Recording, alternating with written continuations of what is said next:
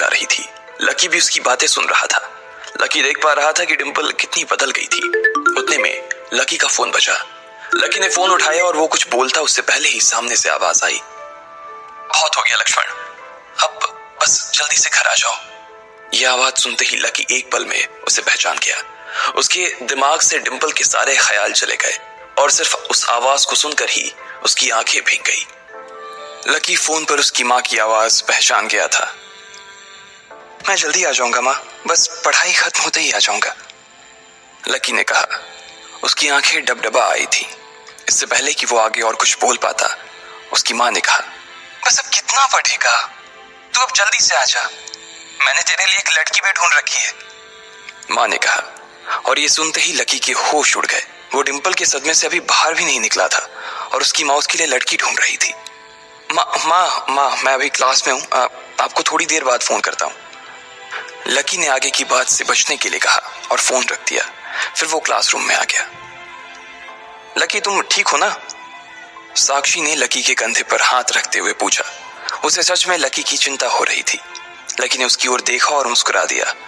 साक्षी ने हल्के हाथ से उसके कंधे को सहलाया और बोली, देखो वैसे अब इसमें पछताने जैसी कोई बात नहीं है। डिंपल का असली चेहरा हम दोनों के सामने आ गया है। अगर ये थोड़ी देर बाद आता ना तो दर्द ज्यादा होता, इसलिए जो हुआ ठीक ही हुआ। तुम्हें ऐसी लड़की के लिए परेशान नहीं होना चाहिए लकी, कोई जरूरत नहीं है तुम्हें दुखी होने की। लकी ने सिर्फ हाँ में अपना सिर हिलाया और अपनी मुस्कान को और थोड़ा सा बड़ा कर लिया। साक्षी के उसके कंधे पर हाथ रखने की वजह से लकी को अच्छा महसूस हो रहा था। कम से कम उसके आसपास कोई तो था जिस पर वो विश्वास कर सकता था। हाँ यार तू चिंता मत कर, तुझे इस डिंपल से भी अच्छी लड़की मिलेगी, देख लेना, प्रीतम ने दूसरी तरफ से उसके कंधे को थपथपाते हुए कहा। लकी को अब सचमुच काफी अच्छा लग रहा था।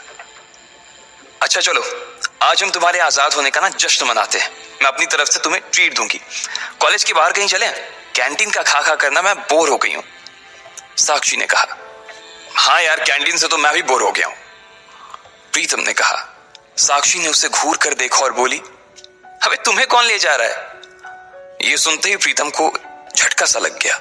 वो जानता था कि साक्षी बहुत ही साफ और सपाट बात करने वाली लड़की थी, लेकिन एक दिन वो उसकी इसी साफ गोई का शिकार हो जाएगा, उसे अंदाजा नहीं था। नहीं मैं तो खुद भी नहीं जा रहा था यार, मुझे तो निम्मी से मिलने के लिए जाना था। मैं तो बस बता रहा था कि मैं भी बोर हो गया हूँ कैंटीन का खा खा कर, प्रीतम ने अपनी ओर से सफाई देते हुए कहा। हाँ लेकिन ट्रीट तुम मुझे नहीं, मैं तुम्हें दूंगा, पर आज नहीं किसी और दिन। और इस बार हम उस चमन पाव भाजी वाले के पास नहीं जाएंगे, उससे थोड़ी दूरी पर सामने वाली लेन में जो रेस्टोरेंट है ना, सन एंड मून, वहां चलकर खाना खाएंगे, लकी ने कहा और अपनी जगह से खड़ा हो गया। साक्षी ने जब उसके मुंह से सन एंड मून का नाम सुना तो उसके कान खड़े हो गए। उसे उम्मीद नहीं थी कि लकी को डिंपल के जाने के बाद इतना बड़ा झटका लगेगा। जितना पैसा लकी 10 दिन में कमाता था, साक्षी ने सुना था कि सन एंड मून में उतना पैसा सिर्फ एक बार में ही पूरा हो जाता था। उसे विश्वास नहीं हो रहा था कि लकी इतना बड़ा कदम उठा लेगा। वो झिझक कर हंस पड़ी और बोली, हाँ ठीक है, मतलब ठीक है, मैं इंतजार करूंगी। वैसे तुम्हें एक बात बताऊं लकी, मैं ना अभी तक सन एंड मून के अंदर गई नहीं हूं। साक्षी के चेहरे पर हल्की सी शर्म आ गई थी। साक्षी को लगा कि लकी ने सिर्फ जज्बात में बहकर यह बात बोल दी थी कि वो उसे सन एंड मून में ट्रीट देने वाला था, लेकिन उसे मालूम नहीं था कि वो साक्षी को जिंदगी भर भी अगर वहां खिलाता तो भी उसकी जायदाद पर कोई असर नहीं होने वाला था। ठीक है तो फिर मिलते हैं, फिर बाय लकी, साक्षी ने कहा और वहां से निकल गई। इधर प्रीतम और उसके दूसरे दोस्त भी उसे अपने साथ लेकर कैंटीन की ओर आ गए। जैसे ही वो कैफेटेरिया में दाखिल होने वाले थे, अचानक से गर्वित रुक गया।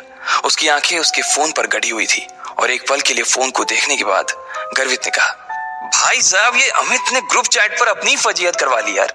खोलो अपना ग्रुप चैट, खोलो अपना हॉस्टल वाला ग्रुप, देखो क्या लिखा है इसने। लकी और प्रीतम ने तुरंत अपना फोन निकाला और हॉस्टल वाला ग्रुप खोल लिया। हालांकि लकी ने हॉस्टल छोड़ दिया था और सिर्फ डिंपल की वजह से वो एक छोटे से कमरे में रहने के लिए आ गया था, फिर भी उसने हॉस्टल का ग्रुप नहीं छोड़ा था और न ही प्रीतम और गर्वित उसे ग्रुप छोड़ने देना चाहते थे। गर्वित की बात सुनते ही तुरंत लकी और प्रीतम ने अपनी जेब से फोन निकाला और देखा। अरे बाप रे, कितना बड़ा गधा है ये, लकी ने उन दोनों से कहा। अमित ने उस ग्रुप में एक मैसेज भेजा हुआ था जिसमें लिखा था, दोस्तों आज से तुम्हारा भाई अमित सबके सामने ये ऐलान करना चाहता है कि तुम्हारा भाई फिर से सिंगल से मिंगल हो गया है। सबके सब जल्दी आओ हॉस्टल। आज का लंच तुम्हारे भाई की तरफ से है। चलो अच्छा है, किसी को तो लड़की मिली, वैसे भी इसका अकेलापन झेला नहीं जा रहा था। लकी ने कहा, चलो चलो हॉस्टल चलते हैं, साले की आज जमकर खींचेंगे। प्रीतम ने कहा। गर्वित और प्रीतम तो आगे बढ़ गए, लेकिन लकी वहीं रुक गया था। वो उनके साथ आने में थोड़ा सा झिझक रहा था। अबे क्या हुआ, तू क्यों रुक गया, भूख नहीं लगी है? गर्वित ने पूछा। लगी है यार, पर तुम लोग जाओ, मैं यहीं कुछ खा लूंगा। लकी ने अपनी नजर बचाते हुए जवाब दिया। अरे अब यहाँ किसके साथ खाएगा, तेरे साथ खाने वाली तो भी किसी और के साथ खा रही है, इसलिए चलना भाई, हमारे साथ खा लेना। वैसे भी अमित ने पूरे ग्रुप को बुलाया है, और पूरे ग्रुप में तू भी तो आता है। प्रीतम ने कहा। हाँ, पर लकी के पास इससे आगे कहने को कुछ नहीं बचा था। उसका मन तो उन दोनों के साथ जाने का बहुत कर रहा था, पर वो फिर से हॉस्टल नहीं जाना चाहता था। अब वो हॉस्टल का हिस्सा नहीं रह गया था, इसलिए उसे लग रहा था कि वहां खाना ठीक नहीं था। भाई मुझे मालूम है तू क्या सोच रहा है, लेकिन तुझे मालूम है कि हम क्या सोच रहे हैं? गर्वित ने कहा। क्या सोच रहा? लकी ने उत्साह में पूछा। प्रीतम और गर्वित दोनों मुस्कुराने लगे और लकी को देखकर बोले, आज के आज ही हम तेरा कमरा खाली कर देंगे। गर्वित ने कहा। क्यों क्यों खाली कर दोगे? लकी ने पूछा। क्योंकि तू फिर से हमारे साथ रहने के लिए आने वाला है साले। प्रीतम ने खुशी से उसके कंधे पर हाथ रखा और उसे खींचकर अपने साथ लाने लगा। लकी ये बात सुनकर खुश हो गया था। उसे लग रहा था कि डिंपल के जाने के बाद उस कमरे में वो अकेला हो जाएगा, लेकिन जब उसके ये दोस्त जिंदा थे तब तक वो उसे अकेले नहीं छोड़ने वाले थे। थैंक्स यार, तुम लोग हो तो मैं। इसके आगे लकी कुछ कह नहीं पा रहा था, लेकिन उसकी आंखों में दोस्तों के लिए प्यार साफ नजर आ रहा था। थोड़ी देर बाद जब वो तीनों हॉस्टल पहुंचे तो उन्होंने देखा कि एक लड़का और एक लड़की एक साथ एक पलंग पर हाथ पकड़कर बैठे हुए हैं। अरे अरे तुम लोग वापस आ गए? अमित ने चौंकते हुए लड़की का हाथ छोड़ा और तीनों को देखने लगा। अमित का कद हॉस्टल के बाकी लड़कों से लंबा था। उसका शरीर दुबला और सुडौल था। वो खेल कूद में बहुत अच्छा था। बेबी ये मेरे दोस्त हैं। दोस्तों ये मेरी बेबी, मेरा मतलब है मेरी गर्लफ्रेंड है रोशनी, म्यूजिक सीख रही है। अमित ने कहा और रोशनी ने सबको हाई किया। फिर अमित बोला, रोशनी ये मेरे रूममेट्स हैं, गर्वित, प्रीतम और लकी। लकी अब हमारे साथ नहीं रहता, लेकिन हमारे दिल में अभी भी जिंदा है लकी, है ना लकी? अमित ने थोड़े मजाकिया अंदाज में कहा। हाँ अमित भाई, पहले नहीं रहते थे, लेकिन अब भाई साहब हमारे साथ फिर से रहने के लिए आ रहे हैं, इसलिए आपने इनके बिस्तर पर जो वे प्रोटीन के डब्बे जमा रखे हैं ना, उन्हें जरा हटा लीजिए। गर्वित ने कहा। ये सुनते ही अमित का चेहरा खुशी से खिल गया। वो चाहता तो यही था कि लकी, जो कि उन सबकी जान था, वापस आ जाए, लेकिन वो ऐसे अचानक से वापस क्यों आ रहा था इस बात का उसे अंदाजा नहीं था। इसलिए उसने पूछा, पर क्या हुआ भाई, लैंडलॉर्ड से लड़ाई वड़ाई हो गई क्या? नहीं यार, ऐसा कुछ नहीं है, लकी ने धीमी आवाज में कहा।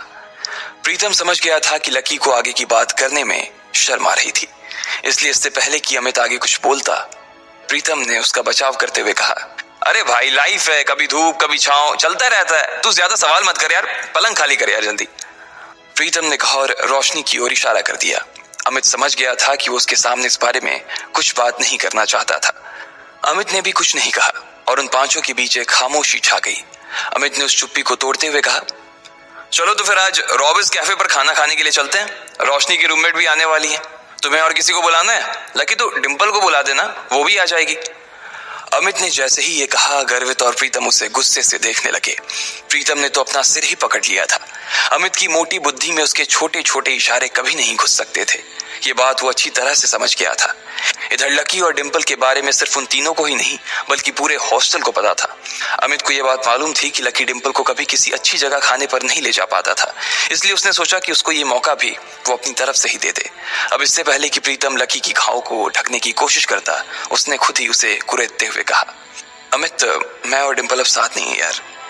तुम और डिंपल साथ नहीं हो मतलब? ये कब हुआ यार, और कैसे? अमित ने लकी से पूछा। उसका मुंह सवाल पूछने के बाद भी खुला का खुला ही रह गया था। अब जो हो गया सो हो गया ना यार, सब आज ही जानना है क्या तेरे को? गर्वित ने उसे फटकारते हुए कहा।